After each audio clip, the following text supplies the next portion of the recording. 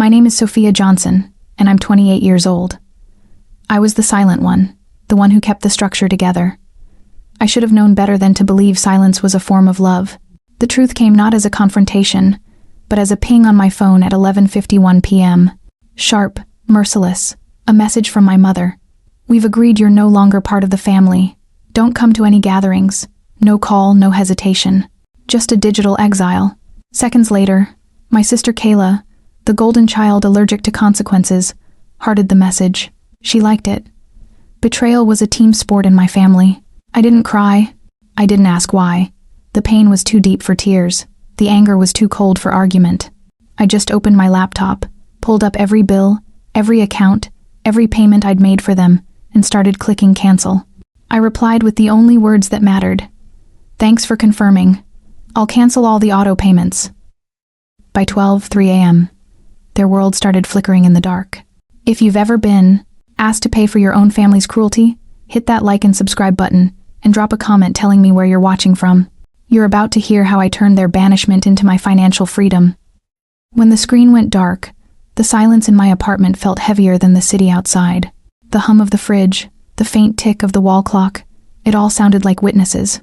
I sat there, hand still on the keyboard, heart steady in a way that scared me. Anger wasn't loud this time. It was clinical. For years, I'd been the silent investor in their version of family. The mortgage that never defaulted? My name. The car insurance that somehow renewed itself? My account. Every late bill, every emergency, every tearful phone call that began with, "We just need a little help this month." I'd covered it. I told myself it was love, responsibility, the right thing to do. Now, I realized it had been a subscription with me footing the bill. I looked around my apartment. Everything was neat, labeled, color-coded. That was my coping mechanism. After a childhood spent in chaos, I'd built order out of noise. But tonight, the order turned against me. Every neatly filed receipt, every automatic payment felt like a paper trail of my own gullibility. I used to think love was endurance, that if I stayed quiet and kept giving, they'd eventually see I was worth keeping. My mother had raised me on guilt like it was a family recipe. Small portions served often. My sister Kayla was the golden child, loud, charming, allergic to consequences. Dad, he'd learned to survive by staying out of the blast radius. I'd learned to survive by making sure there wasn't one. I remember the first time I paid their property tax. They were on the edge of foreclosure, voices cracking over the phone. I was 26, barely paying my own rent, but I wired the money without hesitation. Mom called me her guardian angel. I believed her. Then came the utilities, the car, Kayla's college tuition, $18,000 a year, 3 years straight. Funny how angels always end up footing the bill in hell. I rubbed my eyes trying to summon regret, but there was only clarity. This wasn't a breakdown. It was a balance sheet. I wasn't losing a family. I was collecting evidence. The last time I'd seen them in person was at a Sunday dinner 6 months ago. Mom had corrected my posture in front of everyone. Kayla had bragged about her upcoming business trip that I knew was a week at a beach resort. Dad had made a joke about how I was too serious to keep a man. I'd smiled past the mashed potatoes and swallowed the truth. That dinner table had been a courtroom. I just hadn't realized I was on trial. Now, sitting in the quiet glow of my laptop, I opened a new spreadsheet. Date, amount, reason, proof. My fingers moved like they already knew the path. One column at a time, I was reclaiming years of unpaid respect. Outside, the city lights blinked through my window like Morse code. Somewhere out there, my family was sleeping soundly, believing I'd finally accepted my exile. They had no idea I was just getting started. By morning, my phone was a museum of missed calls. Dad, Mom, Kayla, each name glowing like a relic of something that used to matter. I didn't answer a single one. The silence between us had weight now. It was proof. The first message that came through wasn't even from my mother. It was from Kayla. "You're overreacting. Mom didn't mean it that way. Can we just talk?" Talk. As if the word hadn't been poisoned years ago. I read it once, then again, and realized there wasn't a single apology in it, just control wrapped in concern. I deleted it and went back to my spreadsheet. Each line I filled was a memory turned into math.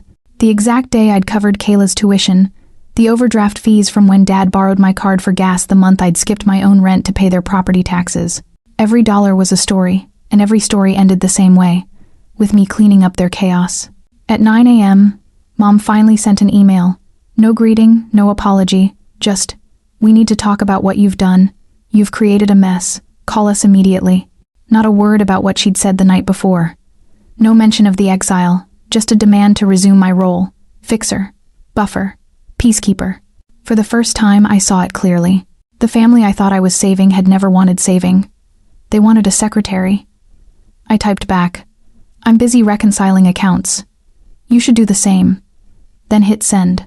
The phone rang instantly. I let it buzz until it stopped. By noon, the panic started spreading. A text from Dad. "Can you please explain what's going on with the utilities? Your mother's losing it." Another from Kayla. "Why are you doing this? You're ruining everything. Ruining everything," as if my silence was the crime, not their betrayal. I opened my banking app, scrolled through years of transactions, and felt something shift. The guilt that had been tattooed into my bones began to fade. It wasn't anger now. It was precision. Cold, deliberate, focused. By 3 p.m., they'd tried every tactic. Anger, pleading, nostalgia. Mom even posted a vague Facebook update. Some people forget who raised them once they start making money. Pride comes before destruction. It got 36 likes, mostly from relatives who hadn't spoken to me in years. I didn't respond, but I saved a screenshot. That was the moment the scales tipped. Not just in the accounts, but in me. For the first time, I understood that silence could be strategy. At 6 p.m., I called Julia. She'd been my friend since college, now a family law attorney, who specialized in messy inheritances. "I think I'm ready to stop playing accountant," I said. She didn't ask for details, just replied, "Then start documenting everything. We'll make it official." That night, I went through every email, every payment, every transfer, labeling, and archiving them like evidence. The more I organized, the lighter I felt. By midnight, my inbox looked like a courtroom. And for the first time in my life, I wasn't the one on trial. By the second night, the quiet had a rhythm. The kind that comes before a storm breaks. My laptop glowed in the dark. Each tab a doorway into years of unpaid gratitude. Mortgage, insurance, tuition, taxes. They'd built their comfort on my silence, and I was done paying for their peace. At 11 p.m., Julia called. "Everything ready?" "Every receipt," I said. "Every transfer." "Good. Then you're not asking for repayment, Sophia. You're enforcing it." She told me exactly what to write. A formal notice. Calm, factual, lethal. Subject line. Outstanding balances. Johnson family account. Body. This email serves as formal notice of reimbursement due. You have 30 days to initiate a repayment plan before legal action is taken. No anger, no threats, just truth in business language. When I hit send, the silence that followed wasn't empty. It was alive. 12 minutes later, the first responses came in. "Dad, let's be reasonable." "Mom, how could you do this to us?" "Kayla, you're insane. You're ruining the family." I stared at their words, steady, detached. Every message sounded the same. They weren't shocked by what they'd done. They were shocked that I'd stopped playing along. At 12:03 a.m., my phone began lighting up like a crime scene. Calls, messages, voicemails. The panic had started. "Turn the lights back on," Mom shouted on one voicemail, her voice cracking. "We'll fix this tomorrow." But tomorrow had already arrived, and they were the ones in the dark. Julia's email popped up seconds later. "Perfect. Forward everything to me. We're filing a demand letter by morning." I sat back in my chair watching the cursor blink over my name. Sophia Johnson. It hit me how many times I'd signed that name to save them on checks, leases, contracts. Every signature had been a promise. Tonight, it became evidence. At 1 a.m., another message from Kayla. "You think this makes you strong? You're heartless." Heartless. The word used to hurt. Now it felt accurate, necessary. My compassion had been a luxury they'd overdrafted for years. I poured water into a glass, my hands steady for the first time in months. This wasn't revenge, it was accounting. Before logging off, I opened one last tab, the property deed. Their house, the one they bragged about finally owning, was still under my name. I'd never transferred the title. Out of caution, out of instinct. Now that instinct was power. By dawn, Julia had sent the first draft of the legal notice for me to review. She ended it with one line that made me smile. They said, "You were out of the family. Let's make it official." Outside, the streetlights flickered off as morning broke. Inside, my laptop glowed with a different kind of sunrise, the kind made of facts, numbers, and quiet retribution. For the first time in my life, I didn't feel small or forgotten. I felt precise. The morning the legal letters went out, the world looked normal. Coffee shops opening, traffic humming, sunlight crawling up the blinds. But inside my apartment, it felt like waiting for a verdict. Julia had sent the demand package to each of them by certified mail and email. Every receipt, every dollar, every signature attached. The evidence was now official, irrefutable, and unforgiving. At 9:12 a.m., my phone buzzed. It was Dad. He never called first. "Sweetheart," he began, that rehearsed softness coating every syllable. "This is getting out of hand. Let's keep this private." I let the silence stretch until he faltered. "It's already private," I said. "It's just finally documented." He inhaled sharply. "You're making your mother sick." "No," I said, my voice steady. "She made herself sick. I just stopped paying for the medicine." Click. By noon, Mom's post hit Facebook. It was a wall of self-pity wrapped in scripture. "We raised her with love and now she's turned against her own family for money. Pride comes before destruction." The public smear had begun. Underneath, Aunt Gina commented, "First, disgusting behavior. I'd be ashamed." Then, for the first time in years, other names appeared. Cousins, uncles, people I barely spoke to started asking the questions Mom didn't want answered. "Wait, didn't she cover your house after foreclosure? Isn't that the tuition girl?" The thread split open. Their story cracked. At 1:46 p.m., an email arrived from Julia. The subject line was "Additional Discovery." Attached was a PDF screenshots bank record states. Julia's note read, "Confirming inheritance withdrawal $40,000. Signature mismatch. Forgery likely." I read it 3 times. The remodel, the new kitchen. The timeline aligned perfectly. My mother hadn't just drained my bank account. She'd stolen my grandmother's trust fund and signed my name to do it. The scope of the betrayal doubled. It wasn't just my money they stole. It was my grandmother's legacy too. By evening, Julia had already filed an injunction.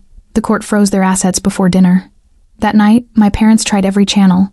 Emails, texts, voicemails, all looping the same refrain. "It was a misunderstanding. We'll pay you back. Don't ruin the family." The irony made me laugh out loud. At 8:32 p.m., the buzzer rang. Through the peephole, I saw her. My mother, eyes red, clutching an envelope. "Sophia," she whispered. "Please, we're losing everything. Do something for your sister." "For Kayla?" I asked. Her lips trembled. "She's still your sister." I opened the door just enough to hand her the paper already waiting on my table. It was a copy of the eviction notice Julia had filed that morning. "You'll get the official copy in 7 days, I said. Her face drained of color. "You wouldn't. I already did." She stared at me, searching for the old version of her daughter, the one who fixed, forgave, funded. That version was gone. "Goodbye, Mom," I said, and closed the door.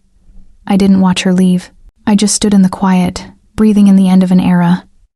By the next afternoon, chaos unfolded like clockwork. The utilities disconnected. The mortgage notice hit their inbox. Julia forwarded confirmation that the title was secured, the eviction was approved, and the probate court was notified. Then came the storm online. Another post from Mom. "She's suing her parents. We're heartbroken." This time the replies weren't sympathy. Aunt Meredith, quiet and factual, typed one line. "You mean the mistake where you forged her signature?" The thread went dead. The truth was finally horribly public. Hours later, my phone buzzed again. Unknown number. New York area code. "This is Amy Patel from the Patterson and Low Probate Office." The voice said, "We're handling your late grandmother's estate. We found discrepancies in the beneficiary list." I gripped the counter. "Discrepancies?" "Yes, Miss Johnson. It appears your name was crossed out and replaced. The signature doesn't match. The remodel, the marble counters, every puzzle piece slid into place. My mother hadn't just drained my bank account. She'd stolen my grandmother's trust fund and signed my name to do it. The betrayal was deeper than I ever imagined. "Thank you," I said. "Please send everything to my attorney." By midnight, Julia confirmed the filing of inheritance fraud. Another freeze, another layer of truth. In the following days, the story spread quietly through the family. One by one, relatives reached out, cousins I hadn't heard from in years. They borrowed from us, too. They never paid anyone back. You're not crazy, Sophia. Every message was a small rescue boat in a flood I'd been drowning in for years. When the official court notice arrived, Julia called. They'll try to contact you again, she warned. Don't engage, even if they apologize. She paused. Especially if they apologize. The next morning, my inbox exploded again. Mom's new tactic was remorse. We forgive you. Please forgive us. Forgiveness as leverage. The oldest trick. I forwarded the email to Julia and archived the thread. By the end of the week, the house was no longer theirs. The deed, still under my name, sold within days. Julia wired the proceeds to my account. Watching the confirmation line appear felt nothing like revenge. It felt like balance. Kayla tried once more. A final text. You won. I typed back. No one wins when family becomes dead. Then muted her number for good. That night, the city outside flickered, steady, indifferent. I sat by the window, the same one that had once reflected every sleepless night I spent saving them. Now it reflected something new. Me alone, but unburdened. Somewhere out there, they were learning how to live without me. And for the first time in my life, I didn't feel guilty for letting them. By the time the court finalized everything, weeks had passed in a strange, quiet rhythm. Julia sent me a short email. Case resolved. Repayment agreement signed. Probate. Reversed. You're clear. Clear. The word felt foreign. Their accounts were frozen. Their house was sold. Their debts were legally tied to their own names for once. The silence that used to haunt me had turned into peace. I no longer woke to emergency calls or just one more favor. My mornings were mine again. I bought a small apartment downtown. Nothing grand, just clean walls, sunlight, and no ghosts. A friend, Evan, helped me move in. He didn't say much, just handed me a cup of coffee and smiled like he understood what freedom tasted like. The first night there, I opened my old spreadsheet, the one where I'd once tracked every dollar I'd spent on them. I stared at the numbers for a long time, then hit delete. Watching it vanish didn't feel like loss. It felt like release. Word got around that my parents were renting a small house outside the city. Kayla was working part-time somewhere she hated. I didn't feel satisfaction, just distance. They were finally living the life they'd built, without me holding it up. That night, for the first time in years, I slept through till morning. No guilt, no noise, just the steady, quiet hum of a life that finally belonged to me. A month later, I visited my grandmother's grave. I laid down tulips, her favorite, and whispered, "It's done." The wind felt like an answer. Peace isn't loud. It's quiet, steady, earned. If you've ever had to walk away from the people who broke you, you know this. You're not alone.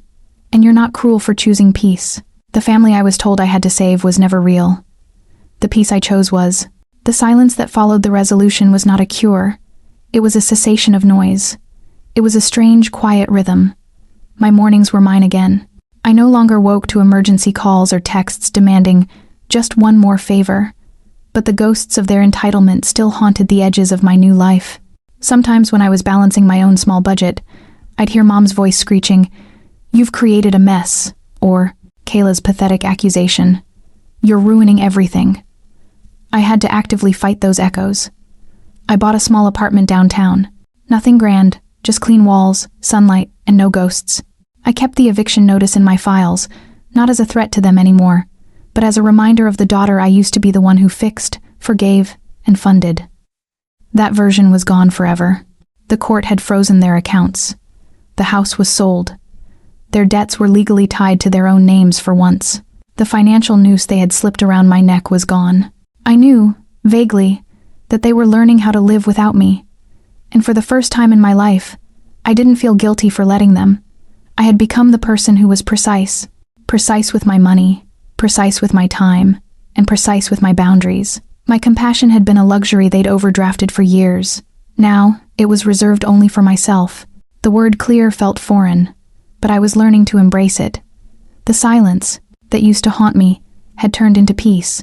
Yet, the psychological warfare continued through my inbox. Mom's new tactic was remorse. "We forgive you. Please forgive us." Forgiveness as leverage. The oldest trick.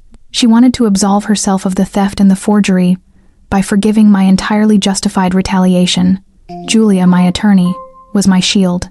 She warned me, "Don't engage, even if they apologize, especially if they apologize." I forwarded the emails to Julia and archived the thread. The sheer audacity of their moral reversal made me sick. They were still trying to control the narrative, even after I had documentation of their lies, their theft, and the forgery of my grandmother's trust fund. I found solace in the realization that I was no longer the small or forgotten one. I felt precise. I was the one holding the legal documents, the one who controlled the sale of their house, the one who had literally evicted them from the property they bragged about. That precision was power. That power was earned through my own pain. The city outside my window flickered steady and indifferent. I sat by the glass, the same one that had once reflected every sleepless night I spent saving them. Now it reflected something new. Me alone, but unburdened. I was finally free from the emotional debt they had demanded. Kayla tried once more. A final text. "You won." Her simple acknowledgement of defeat was almost more honest than anything Mom or Dad had ever written. But even in surrender, she was still centered on winning and losing. I typed back the truth. "No one wins when family becomes dead." Then I muted her number for good. The relationship was dead. Not angry, not hateful, but simply deceased, like a corporation that ceases to exist. I continued to build my new life. Evan, my friend, helped me move in. He didn't say much, just handed me a cup of coffee and smiled like he understood what freedom tasted like. Freedom tasted like clean walls, sunlight, and no ghosts. The first night in my new apartment, I opened my old spreadsheet, the one where I'd once tracked every dollar I'd spent on them. I stared at the numbers for a long time, then hit delete. Watching it vanish didn't feel like loss. It felt like release. That was the final act of emotional accounting. The legal case was resolved, but this was my clearance. Word got around. I knew my parents were renting a small house outside the city. I knew Kayla was working part-time somewhere she hated. I didn't feel satisfaction, just distance. They were finally living the life they'd built without me holding it up. The truth of my situation had spread quietly through the family. Relatives, one by one, reached out. Cousins I hadn't heard from in years confessed. They borrowed from us, too. They never paid anyone back. "You're not crazy, Sophia." Every message was a small rescue boat in a flood I'd been drowning in for years. Their validation was precious. My mother's public smearing on Facebook, the posts about me suing her parents and being heartbroken, had backfired completely. The replies weren't sympathy. They were factual. "You mean the mistake where you forged her signature?" The public narrative they tried to control had completely imploded. I was safe. I was financially independent. I was alone, but unburdened. That night, for the first time in years, I slept through till morning. No guilt, no noise, just the steady, quiet hum of a life that finally belonged to me. A month later, I visited my grandmother's grave. I laid down tulips, her favorite, and whispered, "It's done." The wind felt like an answer. The inheritance fraud, the betrayal that had touched her legacy, was reversed. The probate court had been notified, and the beneficiary list was corrected. The $40,000 my mother had stolen with a forged signature was no longer part of their ill-gotten gains. I stood there, feeling the weight of the past lift away. Peace isn't loud. It's quiet, steady, earned. That was the final lesson. I had earned this peace through legal battles, through emotional shutdowns, and through the refusal to be their perpetual victim. I was no longer the daughter who fixed, forgave, and funded. I was the woman who chose peace. I realized that the pain of the exile was a temporary cost for a lifetime of freedom. They had tried to destroy me with a text message, and instead, they gave me my life back. The truth of the situation was simple. I was not cruel for choosing peace. I was simply choosing to live, rather than exist in service to their chaos. If you've ever had to walk away from the people who broke you, you know this. You're not alone. My life now was built on boundaries. Boundaries I never thought I could enforce, but which became my unbreakable defense. They had pushed me, mocked me, and then exiled me, and their arrogance was the key to my cage. The moment they signed that text message, they gave me the legal and moral justification to take everything back. I had spent years thinking my worth was tied to receipts and autopay, but the truth was simpler. I'm not their bank. I'm their daughter, and I get to decide what that means. My life belonged to me. It was no longer tethered to their frantic calls, their manufactured crises, or their desperate need to appear wealthy. I was in control of my own narrative, my own money, and my own sleep schedule. By the time the court finalized everything, I was clear. The case was resolved, repayment agreement signed, probate reversed. I was free from their leverage. The silence had turned into peace. I looked at the life they were living, small house, part-time job, constant struggle, and I didn't feel satisfaction, just distance. They were finally experiencing the consequences of their choices. Without me holding it up, I had won, not by taking something from them, but by taking back what was mine. The quiet hum of my new life was the sound of earned solitude. I would never be small or forgotten. Again. I was precise. I was unburdened. The betrayal had cut deep, but the wound had healed, leaving behind only the strong, hard scar of self-respect. They had tried to destroy me, and instead, I built an unbreakable life on the ruins of their greed. My new life, my new apartment, was clean walls, sunlight, and no ghosts. It was mine. Really mine.